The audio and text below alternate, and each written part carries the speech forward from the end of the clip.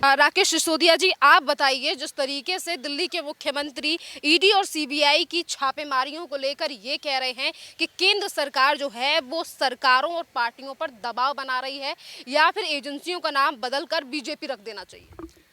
मैं केजरीवाल जी को याद दिलाना चाहता हूं, रामलीला मैदान में जो एक मूवमेंट स्टार्ट हुआ था अन्ना हजारे के टाइम पे, वो इतना बड़ा प्रेशर ग्रुप था कि आज अगर वो जीवित होता, वो प्रेशर ग्रुप आज अगर वो जीवित होता तो कोई भी सत्ता में होती, चाहे वो बीजेपी, चाहे कांग्रेस या कोई भी अन्य पार्टी होती अगर सत्ता में, तो वो उस प्रेशर ग्रुप के कारण ऐसे कदम नहीं उठा सकती थी। उस प्रेशर ग्रुप को ख़त्म करने का काम केजरीवाल ने किया, अपने महत्वाकांक्षा के लिए, अपने शीश महल के लिए। तो वो आज किस मुंह से ये कहते हैं कि कोई उनके ऊपर प्रेशर बना रहा है या विपक्ष के ऊपर प्रेशर बना रहा है? प्रेशर तो सबसे ज़्यादा आप बना सकते थे। उस प्रेशर ग्रुप को मारा आपने, उस प्रेशर ग्रुप ख़त्म आपने किया। आज आप किस मुंह से बोल रहे हैं कि प्रेशर बनाया जा रहा है? ये कोई प्रेशर नहीं है। सीबीआई या ईडी जो भी है वो अपना कार्य कर रही है और अच्छा कार्य कर रही है, और ये जनता के हित में है। आपको अगर लगता है कि इस तरह से कार्य करने से कोई एक सरकार कर सकती है तो कल आप सत्ता में आइएगा, आप कीजिएगा। हमारे लिए तो बढ़िया है ना। आप इस भ्रष्टाचार को मिटाइए, दूसरे भ्रष्टाचार को मिटाएगा, हमारे लिए तो बढ़िया है। पहले क्या था, चोर चोर मौसेरे भाई, सब एक दूसरे को बचाते थे। आज है कि भाई हम, अगर आपको लगता है कि बीजेपी चुन चुन करके कर रही है तो जहां आपकी सरकार है वहां आप बीजेपी को चुनिए, आप उनके भ्रष्टाचार को निकालिए ना। सरकार का तो भला ही होगा, जनता का तो भला ही होगा, हमारा तो भला ही होगा। तो इसमें संविधान कहाँ मर रहा है, लोकतंत्र की कहाँ हत्या हो रही है? मुख्यमंत्री अरविंद केजरीवाल ने पहली बार ये आरोप नहीं लगाया जब उनकी पार्टी के 2 मंत्रियों को जेल में डाल दिया गया, एक शराब घोटाला, वहीं दूसरी तरफ मनी लॉन्ड्रिंग का मामला, यानी कि मनीष सिसोदिया और सत्येंद्र जैन। तब भी कहीं ना कहीं यही कहा गया कि एजेंसियों का इस्तेमाल करके हमारे होनहार मंत्रियों को जेल में डाल दिया। जी बिल्कुल याद दिलाना चाहूँगा, अभी ज़्यादा देर की बात नहीं है, कुछ दिन पहले ही पहलवानों के केस में ये खड़े हो रहे थे कि पहले बृजभूषण शरण सिंह को जेल भेजो, उसके बाद कुछ करो। तो भैया जो आप कह रहे हो, पहले आप अपने मंत्री जी के साथ तो कर लेते।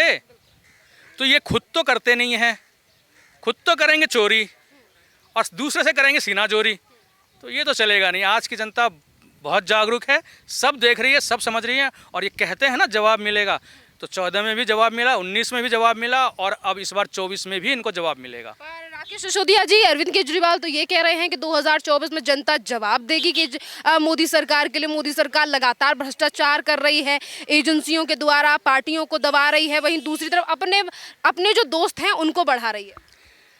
बड़ी ही हास्यास्पद बात है ये कि जिनके ये भ्रष्टाचारी कहते थे और 2 बक्से में सबूत लेके घूमते थे रामलीला मैदान में, आज उनके सामने रेंग रहे हैं कि मुझे समय दे दो, राहुल गांधी जी समय दे दो, कांग्रेस मुझे 2 मिनट का समय दे दो।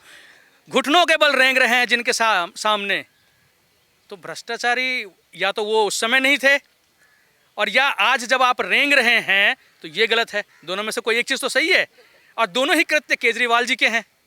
तो ये केजरीवाल जी तय करें ना कि क्या कांग्रेस उस समय भ्रष्टाचारी थी या नहीं थी, और अगर थी तो आज आप उनके सामने रेंग क्यों रहे हैं? और अगर आज रेंग रहे हैं तो फिर जनता तो देख रही है, जवाब तो जनता देगी, जनता ने दिया है। और हम भी कह रहे हैं जवाब देंगे, हम भी जवाब देंगे, जनता भी कह रही है जवाब देंगे। और वो जवाब ये होगा कि आप जैसे लोगों को इस राजनीति से बाहर करके जवाब देंगे। जवाब आएगा, लेकिन केजरीवाल जैसे दुराचारी लोग इस राजनीति से बाहर हो जाएंगे, यही जवाब होगा। देखिए सर, अगर हम नाम जाति को लेकर बात करें तो आप राकेश सिसोदिया हैं। आम आदमी पार्टी के मंत्री जो पूर्व मंत्री जो थे वो मनीष सिसोदिया थे।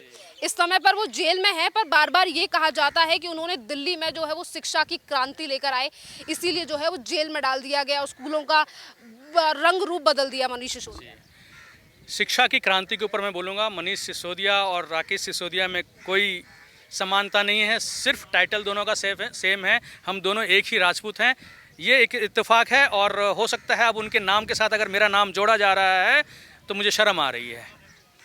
रही बात आपने कहा शिक्षा क्रांति की, तो मैं आपको बताता हूं मैडम, शिक्षा का अगर आपको देखना है, आप दिल्ली सरकार के स्कूलों में जाइए, एक क्लास या एक आरटीआई लगाइए, एक क्लास में 80 से 90 बच्चे हैं। आप बताइए 90 बच्चे जब बैठेंगे टीचर कैसे पढ़ाएगा? क्या 90 बच्चे एक क्लास में बैठ सकते हैं? 12 बाई 12 का भी अगर क्लासरूम है उसमें कितने डेस्क लगा देंगे आप और कितने बच्चों को बिठा देंगे? और 90 बच्चे 80 बच्चे अगर एक क्लासरूम में हैं तो वो टॉयलेट और पानी जो बेसिक सुविधाएँ हैं क्या उनको प्रोवाइड की जा सकती है?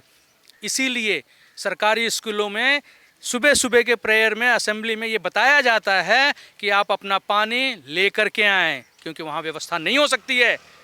तो कहाँ क्रांति आई शिक्षा में? सर, अभी आपने कहा कि आपका भी नाम, अगर आपका भी सरनेम सिसोदिया है, मनीष सिसोदिया का भी नाम सरनेम जो है वो सिसोदिया है, तो आपको इस बात से शर्म आ रही है।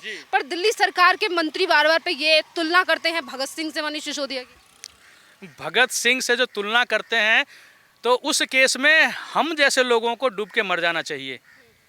भगत सिंह को हमने इतना नीचे ला दिया कि एक चोर, दारू बेचने वाला अपने नाम के साथ जोड़े। ये हम लोग बहुत सहिष्णु हैं, बहुत ज़्यादा टॉलरेंट हैं और इसीलिए हम इसको टॉलरेट कर रहे हैं। लेकिन ज़्यादा दिन नहीं, 24 में इनको जवाब मिलेगा। आम आदमी पार्टी के राज्यसभा सांसद कई बार कह चुके हैं 24 में अरविंद केजरीवाल कड़ी टक्कर देंगे मोदी जी के। मोदी जी को तो छोड़ दीजिए, वो दिल्ली में 7 सीट हैं, उनमें से ही कुछ अगर एक आध भी ले आए तो केजरीवाल जी के लिए बहुत बड़ी बात होगी। क्या सोच रही है दिल्ली की जनता? वो तो बार बार पे कहते हैं क्रांति लेकर आए हैं, बदलाव किया है, बारी हमारी है। बारी हमारी आने वाली है 24 में, जब हम उंगली दिखा करके ये बताएंगे कि केजरीवाल जी नमस्ते, जय जय, बाय बाय जी। सर, पर वो तो विपक्ष को एकजुट करने की कोशिश कर रहे हैं, अध्यादेश पे भी समर्थन मांग रहे हैं। देखिए, अध्यादेश पे जो समर्थन मांग रहे हैं, अध्यादेश अगर अनैतिक है या संविधान के खिलाफ है तो आप इसके खिलाफ जाइए ना कोर्ट में। ये संविधान के हिसाब से है और ये आज नहीं, जब संविधान बना था तब बाबा साहब अम्बेडकर ने दिल्ली को एक स्पेशल राज्य का दर्जा दिया था। वो इसीलिए दिया था कि उनको पता था, वो इतने बड़े दूरदर्शी थे हमारे बाबा साहब भीमराव अम्बेडकर जी, कि उनको पता था कि 70 साल बाद कोई एक ऐसा अराजक, इतना बड़ा नक्सल, इतना बड़ा नक्सलाइट एक दिल्ली में बैठेगा जो दिल्ली जैसे एक स्टेट को, जो दिल्ली किसी का नहीं है, ऐसा कोई नहीं कह सकता कि दिल्ली मेरी है। दिल्ली पूरे भारत की है, दिल्ली सबकी है। यहाँ कोई बिहारी नहीं, कोई पंजाबी नहीं, कोई गढ़वाली नहीं, कोई मद्रासी नहीं, दिल्ली सबकी है। और इस जैसे अराजक जो बोलता है कि 500 रुपये में लोग आते हैं बस का किराया लगा के और यहाँ से इलाज करा के चले जाते हैं, ये कैसे कह दिया इसने? तो यही अराजकता फैलाने का ये है। तो ऐसे लोग जब देश में आएंगे तो इस चीज़ को बाबा भीमराव अम्बेडकर ने समझ लिया था उसी समय, और उन्होंने उसी समय इस चीज़ को ख़त्म करने के लिए दिल्ली को स्पेशल राज्य का दर्जा दिया गया था, जिसमें कि ये प्रोविज़न था कि जो ये ट्रांसफ़र पोस्टिंग होगी वो केंद्र के हाथ में होगी। लेकिन बीच में इसको राज्य बना दिया गया, वो भी पूर्ण राज्य नहीं, और उसका नाजायज़ फ़ायदा इन्होंने उठाया। सुप्रीम कोर्ट के वर्डिक्ट का नाजायज़ फ़ायदा उठाया। सुप्रीम कोर्ट ने कि वर्डिक्ट पे मैं कुछ नहीं कहना चाहता हूँ, वो अवमानना होगी, लेकिन उस वर्डिक्ट का नाजायज़ और गलत इस्तेमाल अगर इन्होंने किया है तो उसको करेक्ट करने का पूरा अधिकार केंद्र सरकार को है और वो कर रही है। और इसके साथ उनके पास मेजॉरिटी है और ये अध्यादेश पास होगा, इसमें कोई कमी नहीं है। आप क्या कहेंगे जिस तरीके से अरविंद केजरीवाल एजेंसियों को लेकर सवाल उठा रहे हैं, कह रहे हैं बीजेपी के कहने पर काम कर रही है? अब बीजेपी अपना एजेंसियां अपना काम कर रही है, बीजेपी अपना काम कर रही है। दिल्ली के मुख्यमंत्री अरविंद केजरीवाल आरोप लगाते हैं ना कि दबाव बनाया जा रहा है। कोई एजेंसी अपना काम कर रही है ईमानदारी से, कोई किसी के ऊपर दबाव नहीं बना रहा है और दिल्ली की जनता जवाब देगी। हाँ मैम, जिस तरीके से दिल्ली के मुख्यमंत्री अरविंद केजरीवाल क्यों बौखलाए हुए हैं जब ईडी छापेमारी कर रही है, अगर तमिलनाडु में छापेमारी हुई है तो उसकी बौखलाहट दिल्ली में क्यों? बौखलाहट तो शीश महल की है ना। शीश महल का जो पर्दा था वो सारा खुल गया है। जो कहा जाता है पर्दे में रहने दो, पर्दा ना उठाओ, वो हमारे मीडिया ने हमारा इतना बढ़िया काम किया है।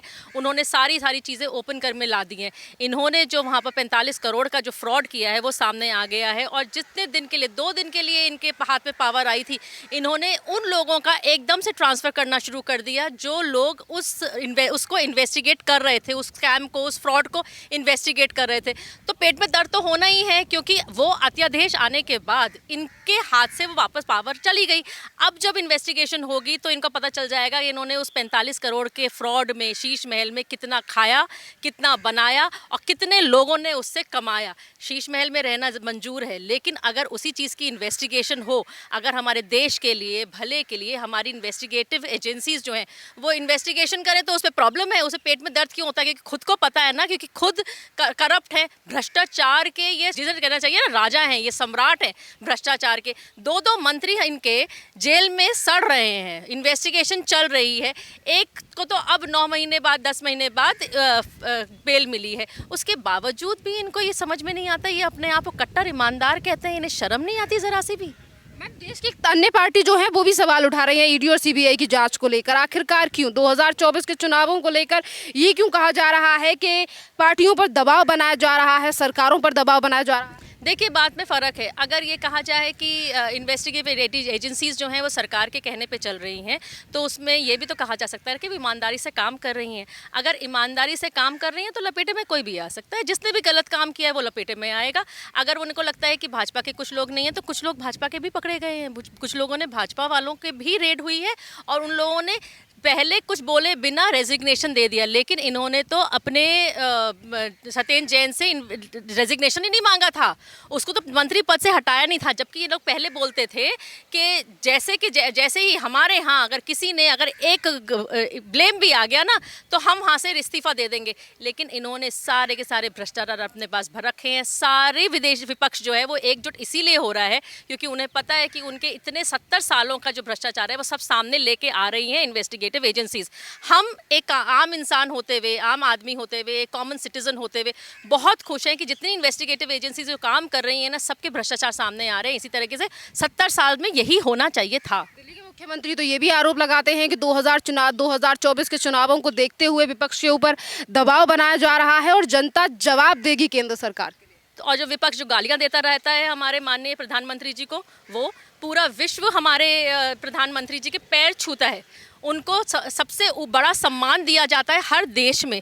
एक ही दिन में अगर कोई प्रेसिडेंट, किसी भी कंट्री का कोई प्रेसिडेंट, प्राइम मिनिस्टर कभी कोई पैर छूता है और कोई कहता है ये बॉस है हमारे विश्व के, विश्व गुरु बनने के रास्ते पे है हमारा देश, इनको उसी बात से पेट में दर्द है कि इन्होंने सोचा ही नहीं था कि प्रधानमंत्री भारत का कभी भी इतने बड़े मुकाम पे उसकी पूछ हो सकती है, उसको इज्जत मिल सकती है, उसको सम्मान मिल सकता है। ये लोग इस बात से चिढ़ते हैं क्योंकि ये लोग कभी वो सोच ही नहीं ला सकते थे। इन्होंने सोचा नहीं था कभी हिंदुस्तान को इतना सम्मान मिलेगा और ये सिर्फ बंटवारे की राजनीति करने वाले हैं, देश का अलगाववाद करने वाले हैं, तोड़ने वाले हैं। इनको आज अगर एक प्रदेश दे दिया जाए कि उसके तुम राजा बन के बैठ जाओ तो ये सबसे ज़्यादा खुश हो जाएंगे। मैम, कुछ देर पहले भी आपने जिक्र किया कि जब सुप्रीम कोर्ट की तरफ से ऑर्डर आया तो अरविंद केजरीवाल ने कुछ चुनिंदा अधिकारियों का ट्रांसफर कर दिया। उसी अधिकार को लेकर केंद्र सरकार की तरफ से अध्यादेश लाया गया और उसी अध्यादेश को लेकर अरविंद केजरीवाल ने अभी पिछले ही दिनों दिल्ली के रामलीला मैदान में रैली की और कहा कि लोकतंत्र का गला घोटा जा रहा है देश में। और लोकतंत्र का जो गला ये लोग घोट रहे हैं, सरकार के जो हमारे आम इंसान हैं, हम नागरिक हैं, हम करदाता हैं, हमारे जो पैसे को लेके ये जो शीश महल बना के बैठे हुए हैं। कोविड के टाइम पे दिल्ली में कितना बुरा हाल था हमें पता है। हम उस टाइम काम कर रहे थे, वॉलंटरी काम कर रहे थे, उसके बावजूद भी हमें दिन रात परेशान रहते थे। जहाँ पर हम लोग जिन हॉस्पिटल्स में रात बे रात अरेंजमेंट करा पाते थे सिलेंडर्स का, वहाँ पर इनके मंत्री क्या कर रहे थे? सिर्फ आश्वासन दे रहे थे, झूठा आश्वासन। इन्होंने किया है, दिल्ली को बर्बाद करके रख दिया है इतने सालों में। और क्योंकि अगर सरकार करती है, अगर हमारा केंद्र सरकार अगर कुछ काम करती है तो पहले ये बात बोलते हैं कि केंद्र सरकार हमें कुछ करने नहीं दे रही है, मोदी जी हमें कुछ करने नहीं दे रहे हैं। तो जब आप बाद में जब वोट मांगने जाते हो तो उस टाइम कैसे कहते हो कि हमने ये काम किया है इतने 5 सालों में, जब तुम्हें तो पहले तो केंद्र सरकार कुछ काम करने नहीं दे रही थी, उसके बाद तुम ये कहते हो कि तुमने ये काम किया है। महिलाओं का, अगर महिलाओं के यहाँ पर सुरक्षा का कहा है, दिल्ली में कोई सुरक्षा की कोई वो नहीं है। बुरा हाल हुआ हुआ है, हर चीज़ में करप्शन भरा पड़ा हुआ है। कौन सा काम सही हो रहा है? यहाँ पर हर जगह बुरी हालत हुई हुई है, उसके बावजूद भी ये अपने काम को बढ़िया बताते हैं।